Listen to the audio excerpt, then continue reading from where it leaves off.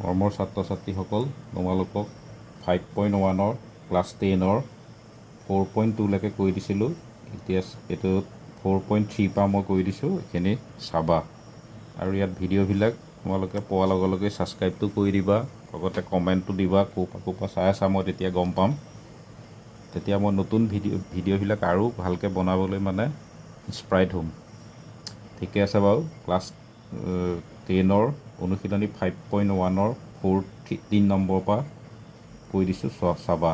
ইয়াত এতিয়া আমাৰ -1.2, -3.2, -5.2, -7.2 ইয়াত আমি A1, A2, A3, A4 তেনেকৈ আমি বনাই ল'লোঁ।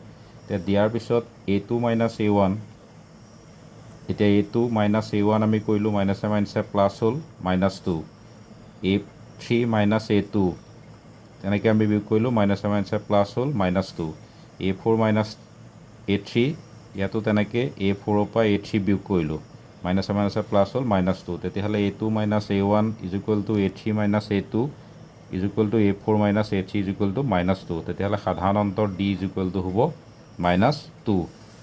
তেতিয়াহ'লে এতিয়া পিছৰ আমাৰ তিনিটা পদ উলিয়াবলৈ দিছে। A5 A + 4D, A মানটো -1.2 4 × D, তেতিয়াহ'লে এইটো ওলালগৈ -9.2। A6 A + 5D, A মান বহুৱালোঁ 5 × D = -11.2। A7 হৈছে A + 6D, তেতিয়াহ'লে 1.4, এইটো A মান বহুৱালোঁ 6 × D, এইটো ওলালগৈ 13.2। তেতিয়াহ'লে পৰৱৰ্তী তিনিটা পদ এইকেইটা। তাৰপিছত 4 নম্বৰটো আকৌ কি আছে, -10, -6, -2, 2। A1, A2, A3, A4 আমি পাতি ল'লোঁ। তাৰপৰা A2 - A1, A3 - A2, A4 - A3। তেতিয়া ইয়াতো আমি বিয়োগ কৰোঁতে পালোঁগৈ 4, 4।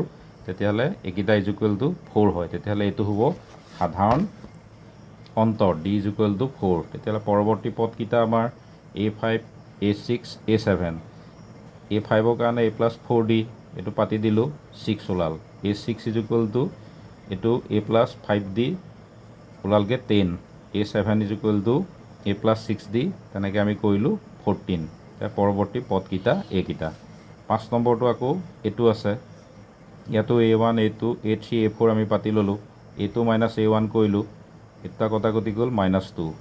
A3 - A2 ইয়াতো তেনেকৈ প্লাছে মাইনাছে মাইনাছ হ'ল, এই দুটা কটাকটি গ'ল, 2 ৰুটটোৰ পৰা -√2 কৰিলোঁ, অকল √2। তেনেকৈ A4 - A3 তেনেকৈ এইটো বিয়োগকৈ দিলোঁ, √2 ওলাল। তেতিয়াহ'লে এইকেইটা √2 ওলাল। তেতিয়াহ'লে সাধাৰণ অন্তৰ √2। এতিয়া A5 = A + 4D, তেনেকৈ আমি পাতিলোঁ, এইটো ওলাল। A6 = A + 5D, তেনেকৈ এইটো ওলাল +5, 3 + 5 √2। A7 = 3 + 6 √2। তেতিয়াহ'লে পৰৱৰ্তী পদকেইটা এইকেইটা। তাৰপিছত 6 নম্বৰটো আকৌ আছে আমাৰ 0.2, 0.22, 0.222 আৰু 0.2222। তেতিয়াহ'লে ইয়াত A1, A2, A3, A4 আমি পাতি ল'লোঁ। তেতিয়াহ'লে তাত আমাৰ A2 - A1 কৰোঁতে ওলাল এইটো, A3 - A2 কৰোঁতে ওলাল এইটো, আৰু A4 - A3 কৰোঁতে ওলালগৈ এইটো। তেতিয়াহ'লে এইকেইটা আমাৰ D কেইটা সমান নহয়। তেতিয়াহ'লে সাধাৰণ অন্তৰবোৰ সমান নহয়, তেতিয়াহ'লে শ্ৰেণীটো সমান্তৰ প্ৰগতিত নাই। তাৰপিছৰটো আকৌ এইটো আছে A1, A2, A3, A4 পাতি ল'লোঁ। তাতো তেনেকৈ এতিয়া A2 - A1 কৰোঁতে ওলালগৈ -4, A3 - A2 কৰোঁতে ওলাল -4, A4 - A3 কৰোঁতে ওলালগৈ -4। তেতিয়াহ'লে এইকেইটা সাধাৰণ অন্তৰটো আমাৰ -4।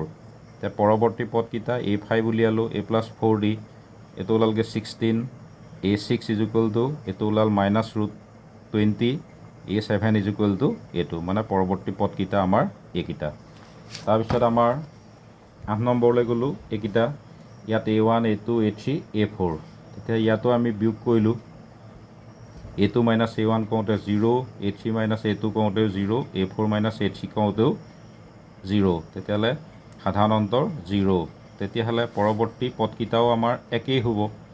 A5 = A6 = A7 = -√2, কাৰণ সাধাৰণ অন্তৰ D = 0। তাৰপিছত 9 নম্বৰটো আকৌ এইকেইটা আছিল A1, A2, A3, A4 পাতি ল'লোঁ। A2 - A1 কৰিলোঁ, ওলালগৈ 2। A3 মাইনাছ A2 কৰোঁতে ওলালগৈ 6, A4 মাইনাছ A3 কৰোঁতে ওলালগৈ 18। তেতিয়াহ'লে এইকেইটা সমান নহয়, তেতিয়াহ'লে এই সমান্তৰ প্ৰগতি গঠন নকৰে।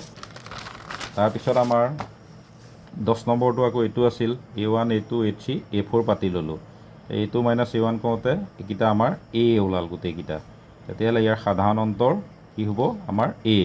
তেতিয়াহ'লে A5 = A+4D, এইটো ওলাল 5A, A6 = এইটো ওলালগৈ 6A, A7 = 7A। এইটো বুজি পাইছা তোমালোকে? তেতিয়া পৰৱৰ্তী পদকেইটা এইকেইটা। 9 নম্বৰটো আকৌ এইটো আছিল 11 নম্বৰটো আছিল এইটো। ইয়াত A1 A2 A3 A4 পাতি ল'লোঁ। তেতিয়া A2 মাইনাছ A1 কৰিলোঁ, এইটো ওলাল। A3 মাইনাছ A2 কৰিলোঁ, এইটো ওলাল। মানে দুইটা যেতিয়া বেলেগ বেলেগ হ'ল আৰু 3 নম্বৰটো নকৰিলেও হয়। তেতিয়া নট ইকুৱেল টু সমান নহয় যিহেতু, তেতিয়াহ'লে সমান্তৰ প্ৰগতি গঠন নকৰে।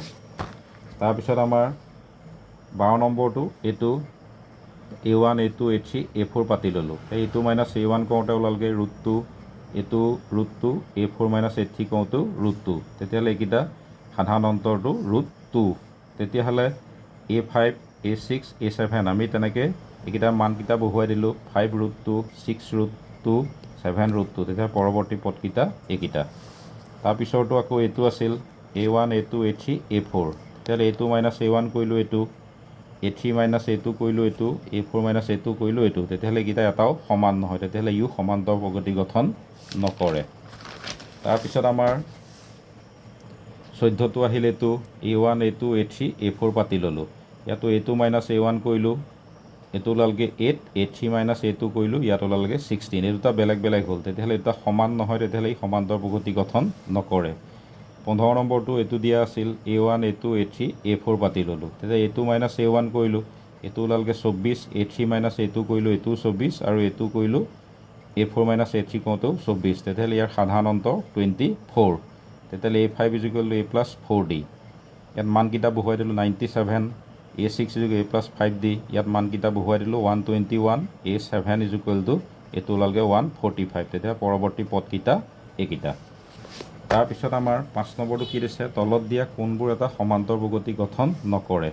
তেতিয়াহ'লে ইয়াত আমাৰ এইকেইটা দিয়া আছিল, অপশ্যনেল আমি চাব লাগিব। তেতিয়াহ'লে ইয়াত আমি কৰি চালেহে গম পাম। 1 নম্বৰটো 2 4 6 8 10। তেতিয়াহ'লে ইয়াৰ পাৰ্থক্যটো 4 পৰা 2 বিয়োগ কৰিলোঁ 2, 6 পৰা 2 বিয়োগ কৰিলোঁ 2, 8 পৰা 6 বিয়োগ কৰিলোঁ 2, এটাকেইটা 2 2 ওলাল। তেতিয়া সমান্তৰ প্ৰগতি গঠন কৰে। কাৰণ আমি জানো যে সমান্তৰ প্ৰগতিত পৰস্পৰ দুটা পদৰ পাৰ্থক্য সদায় সমান হয়। তাৰপিছৰটো এইটো বিয়োগ কৰিলোঁ, এইটোত বিয়োগ কৰিলে ওলাল 4 পৰা 2 বিয়োগ কৰিলে 2, 8 পৰা 4 বিয়োগ কৰিলে 4, 16 পৰা 8 বিয়োগ কৰিলে 8। তেতিয়াহ'লে ইয়াৰ পাৰ্থক্যটো সমান নহয়, তেতিয়াহ'লে এই সমান্তৰ প্ৰগতিত নাই। তাৰপিছৰটো এইটো দিয়া আছিল, ইয়াৰ অন্তৰকেইটা আমি বিয়োগ কৰিলে -3 -3 -3 ওলাব। তেতিয়াহ'লে এইটো সমান্তৰ প্ৰগতিত আছে। 4 নম্বৰটো 1.8 2.0 2.2 আৰু 2.4, ইয়াৰো পাৰ্থক্য 0.2 0.2 0.2। তেতিয়াহ'লে এই সমান্তৰ প্ৰগতিত আছে। তেতিয়াহ'লে নথকা পদটো হৈছে 2টো। তেতিয়াহ'লে শুদ্ধ উত্তৰ বিৰ 2টো। তাৰপিছত 6 নম্বৰটো কি দিয়া আছে আকৌ? ইয়াত এতিয়া এনেকৈ দিয়া আছিল, সানমিহলি হৈ আছে, সাধাৰণ অন্তৰ শুদ্ধ ঊৰ্ধ্বক্ৰমত সাজিব লাগে। তেতিয়াহ'লে প্ৰথমে প্ৰতিটো উক্তিৰ সাধাৰণ অন্তৰ উলিয়াব লাগিব। তেতিয়াহ'লে P কাৰণে আমি প্ৰথমটো উলিয়ালোঁ। ইয়াৰ সাধাৰণ অন্তৰ ওলালগৈ, এইটোৰ পৰা এইটো বিয়োগ কৰিলোঁ ½। তাৰপিছত ইয়াৰ সাধাৰণ অন্তৰ D = ওলালগৈ 2, এইটোৰ পৰা এইটো বিয়োগ। তাৰপিছত এইটোৰ পৰা এইটো বিয়োগ কৰিলোঁ, ইয়াৰ সাধাৰণ অন্তৰ ওলালগৈ 7/2। আৰু এছৰটো হৰবিলাক আমি সমানকৈ মিলাই ল'লোঁ। প্ৰথম এইটো মিলালেহে আমি উলিয়াব পাৰিম। 1/15ক 15 গুণ 4 60, 1ৰ লগত 4, 12 গুণ 5 60, 1 × 5 5, 10ৰ লগত 6, 1ৰ লগতো 6, আৰু এইটো আছে। তেতিয়াহ'লে এইকেইটা আমাৰ হৰকেইটা একেই হ'ল। ইয়াৰ কেইটা সাধাৰণ অন্তৰ উলিয়ালে 1/60। তেতিয়াহ'লে সাধাৰণ অন্তৰবোৰ ঊৰ্ধ্বক্ৰমত হ'ব এনেকুৱা। তেতিয়াহ'লে S <5 Q r। তেতিয়াহ'লে এইটো ঊৰ্ধ্বক্ৰমত সজালে SPQR। তেতিয়াহ'লে শুদ্ধ উত্তৰটো হ'ব C। তাৰপিছত 7 নম্বৰটো আকৌ কি দিয়া আছে? P এইটো দিয়া আছে, ক্ৰমিক হ'লে Pৰ মান উলিয়াবলৈ দিছে। মানকেইটা এইকেইটা দিয়া আছে, কোনটো শুদ্ধ? এতিয়া আমি জানো যে সমান্তৰ প্ৰগতিত A2 - A1 = আকৌ A3 - A2।